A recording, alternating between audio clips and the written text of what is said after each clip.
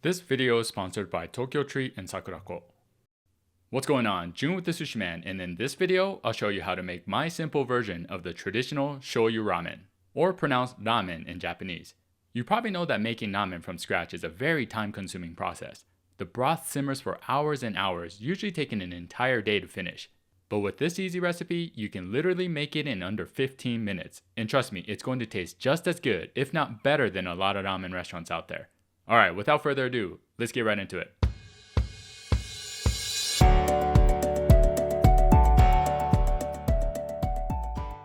But first, I just want to give a quick thanks to you. Whether you're new or returning to my channel, thank you for being here. Now, I want to ask you for a simple favor. If you're enjoying my content and you're finding it helpful, then please consider hitting that subscribe button. It really does make a difference and it allows me to continue making more creative and better content. So again, I really appreciate you all being here. Now back to our video. Alright, first let's go over the ingredients for our tare, which is the sauce that's going to be used as our base. We're obviously going to need some shoyu, which is soy sauce, and I highly recommend using Japanese soy sauce just because you'll get a more authentic tasting soup. I like to use this utsukushi shoyu, which has a lighter color and doesn't make the soup so dark, but that's just personal preference. Next we have some chicken bouillon powder, mirin, and then a little bit of lard. Now, I know lard isn't as common nowadays, but you don't want to skip this. All ramen soups have some fat content that comes naturally from simmering the meat and bones, but we're not doing that here. Instead, we're going to add a bit of lard to mimic that flavor and give the soup more richness and overall depth to the flavor. Okay, now for the soup base, we're just going to use half part dashi and half part water, a little less than a cup each. And I like to make my own awase dashi using kombu and katsuobushi, but you can easily swap this with some hondashi powder if you want to keep it even more simple. Now let's go over the ingredients for the komi abura, which is an aromatic oil that adds some extra flavor. We need 3 tablespoons of vegetable oil, some green onion, but we're only going to be using the white parts for this and save the green parts for toppings.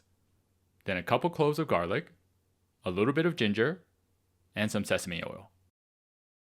Now that's really all you need to make a solid bowl of ramen, but it's not going to be as satisfying without the toppings, right? Optional of course, but the toppings will definitely enhance your ramen experience. And one of my favorite is chashu. It takes a little more time to make, but trust me, it's worth it. So for the chashu, we need some pork belly. I like to use these thick cut ones. This one's about a pound or so. And then some soy sauce, sugar, sake, garlic, ginger, and green onions for the braising liquid. Another essential topping is soft boiled egg, which is extremely easy to make. And then I also like to add some menma, which is fermented bamboo shoots, naruto, which is a type of kamaboko or Japanese fish cake, and then some nori. And that's it for the ingredients. I know it seemed like a lot, but again, the toppings are all optional and you can change any of them to your own liking. Okay, now let's move on to our prep. Alright, so I totally forgot to add in the actual ramen noodles in the ingredient section, which is a pretty crucial ingredient obviously. So shoyu ramen uses noodles that are about medium thickness and wavy called chijiremen. But you can honestly use whatever ramen noodles you prefer. I have a bunch of these packs, so I'm just going to use one of these. It's actually made for hiyashi chuka or cold ramen noodle salad, but it works really great for shoyu ramen as well. Now before we get into our prep, let's check out these really cool boxes that I have. TokyoTreat and Sakuraco, which happens to be the sponsor of this video. TokyoTreat is a monthly subscription box that's packed with the latest limited edition seasonal snacks straight from Japan. That means you can't find these here in the States, or anywhere else besides Japan. It also comes with instant ramen and drinks. Sakuraco is also a monthly subscription box that features traditional Japanese snacks that are made from local artisans, so obviously you can't get this stuff anywhere besides Japan either. Each box comes with 20 authentic artisan snacks including Japanese teas and special Japanese tableware. Now that's really cool. Both are delivered straight to your door and have a different theme every month. These are October's boxes, which you can get if you order by October 15th. Alright, now let's see what's inside. Let's start with TokyoTreat, and I'm assuming by the look of the box...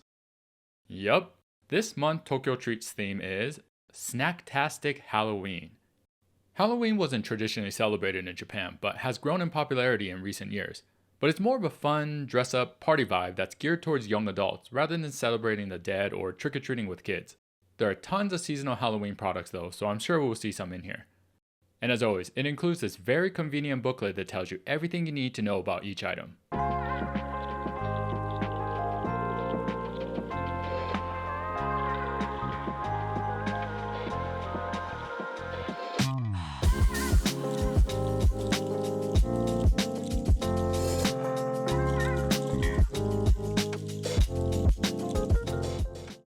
Alright, let's taste test some of these. This one caught my eye. Halloween pizza puffs, basically. I absolutely love pizza, so let's give it a try. Itadakimasu. Okay. Yeah, tastes kind of like pizza. Basically a cheese puff, but more pizza flavor. Not bad. Okay, next I'm going to try one of these. Apple pie Kit Kats. I mean, come on, it's got to be good, right? Itadakimasu. Tastes like an apple pie. That's really good. Alright, let's check out the Sakuraco box now. Nice. This month's theme is the colors of Kyoto. Kyoto during the fall is absolutely gorgeous. You get the vibrant colors of the fall foliage with the beautiful temples and shrines. It's really something you have to see in person to fully appreciate. Though I'm sure the over-tourism issue in Kyoto is even crazier now, which makes this box even more attractive. You get all the goodies sent right to you. No waiting forever in lines or getting lost in the sea of people. Just saying. Anyways, here's a handy dandy booklet for this month. Alright, now let's check out the items.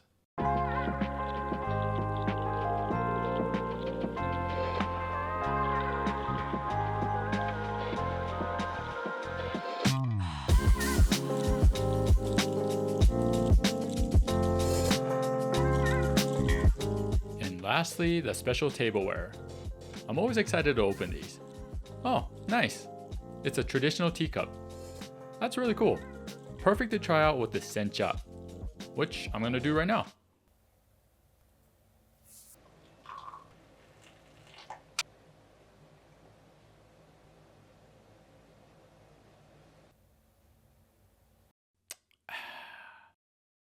So comforting. Now, let's see what will go well with this. Honestly, any of these probably will, but I'm going to try this out. Soba boro. I think it's like cookies made from buckwheat, which is what soba is made out of. Let's see. Itadakimasu.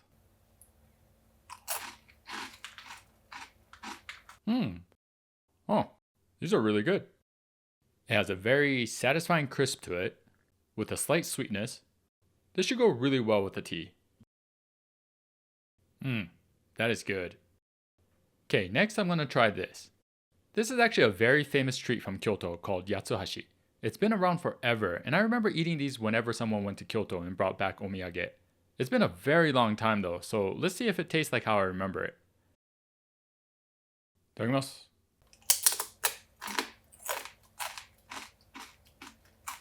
Yup, still the same. It has like this distinct sweet cinnamon spice to it. It's very nostalgic actually. Alright, I better stop and save the rest for my wife and son. They look forward to these boxes every month and we have so much fun snacking on them. I mean, both TokyoTreat and Sakuraco do a fantastic job of combining the best snacks and really packing these boxes full of goodies. So if you or someone you know is a fan of Japanese snacks, and I mean, come on, who isn't, right? Then definitely check out the link below. And it makes for an awesome gift as well. Again, you can get these exact same boxes if you order by October 15th. And don't forget to use my special promo code, the SUSHI MAN, to get $5 off your first order for both TokyoTreat and Sakuraco. It's made snack time so much more fun for my family, so I highly recommend it, especially if you have kids. I mean, what simpler way can you experience authentic Japanese snacks from the comfort of your own home? Thank you so much to TokyoTreat and Sakuraco for sponsoring this video. Alright, now let's get back to our ramen. First thing we're going to do is cook the chashu, since that takes the longest. And we start by browning the outside of it in a pan over medium-high heat. First, I like to add a little bit of oil. Then starting with the fat side, we're going to brown this until it starts to have a light crisp, about a couple minutes or so. Then you want to turn it over and basically do the same thing for all sides.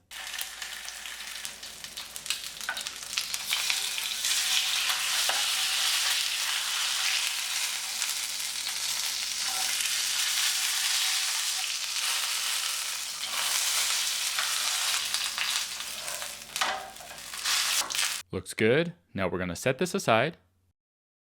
And then next we're going to add all the braising liquid ingredients into a medium pot.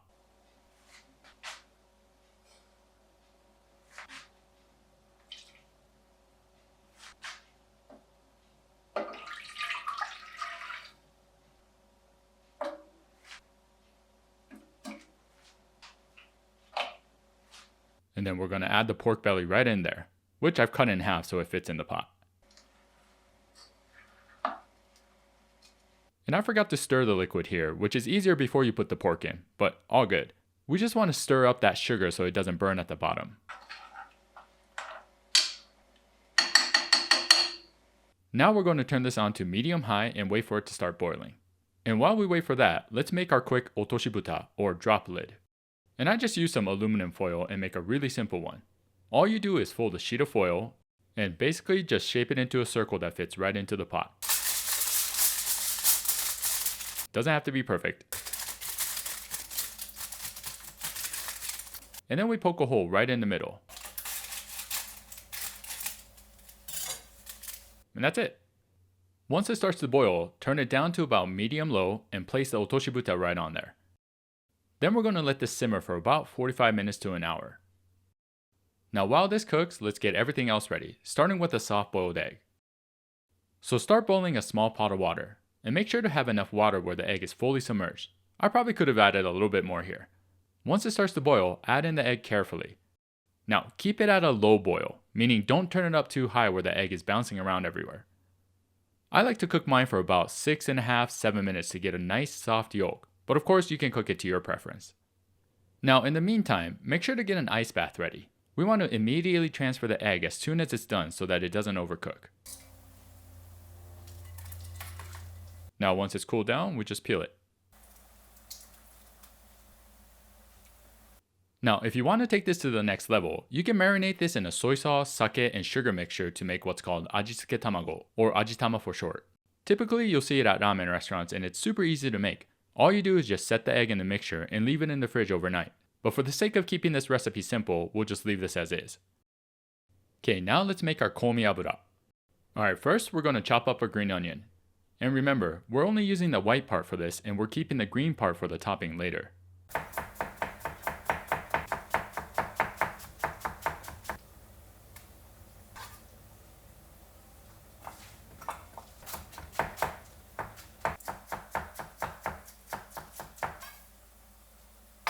Next, let's cut up our ginger and garlic.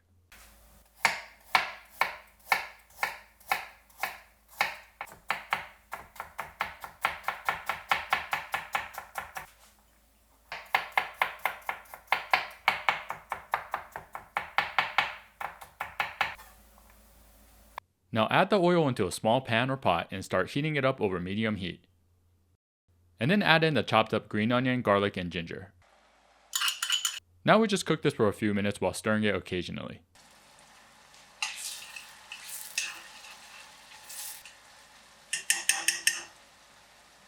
And then lastly, add a little drizzle of sesame oil and mix it all together.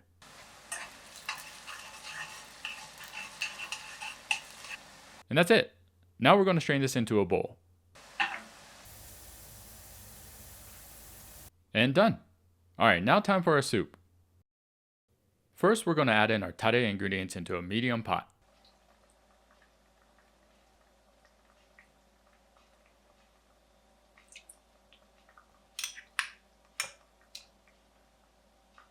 Now we add in the dashi stock, and then the water. Give it a quick stir, and then we'll turn this on to about medium heat and wait for it to start boiling. Once it starts to gently boil like this, turn the heat down to low and we're going to leave it like this until we're ready to pour. And that's it. Super simple. Moving on. Alright, back to our chashu. Oh yeah, that's what I'm talking about. Now I'm just going to transfer this onto a plate and let it cool. Alright, time to cut. Oh yeah, look at that. It's so tender.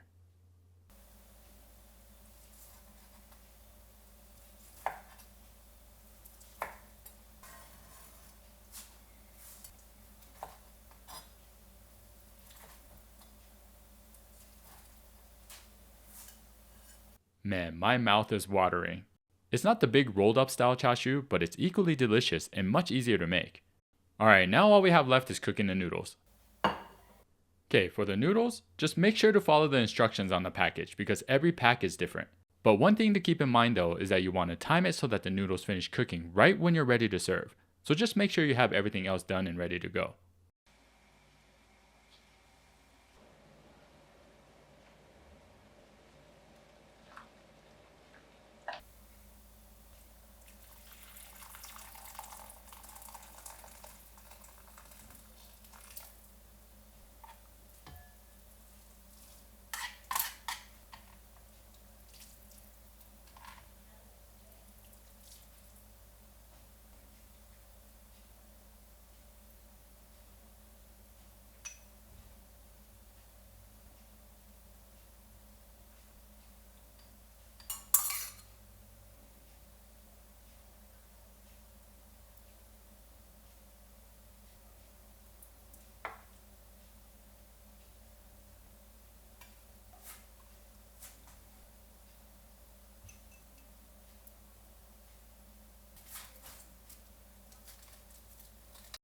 And look at that. That's a legit bowl of shoyu ramen right there. And how simple was that? Really, the chashu is what takes the longest, so if you omit that, then you're looking at what, 15-20 minutes tops? Now, of course it's not as quick as instant ramen, but it's not gonna taste like instant ramen either. Trust me, a little bit of work goes a very long way, especially when it comes to ramen. Alright, enough jibber jabbering. I have to take some photos of this really quick and then I'm gonna dig in, cause I'm starving. Alright, I'm excited. Itadakimasu.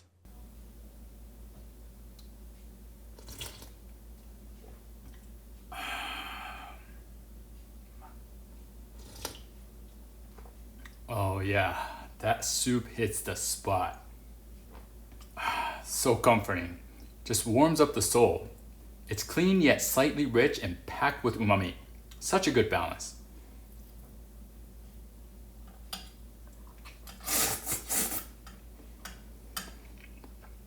Mmm. Mwah.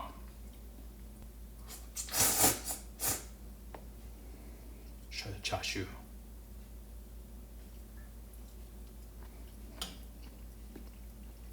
Mmm, so good. Try tamago.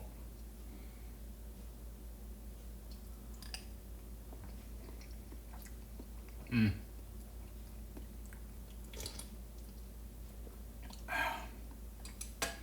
Alright, I'm gonna let you guys go so I can finish this bowl while it's still hot. Thanks for watching, and as always, feel free to leave me any questions or comments below. And definitely let me know how you like the recipe if you give it a try. Which, trust me, you're gonna want to. I'll see you in the next one. Arigatou gozaimasu.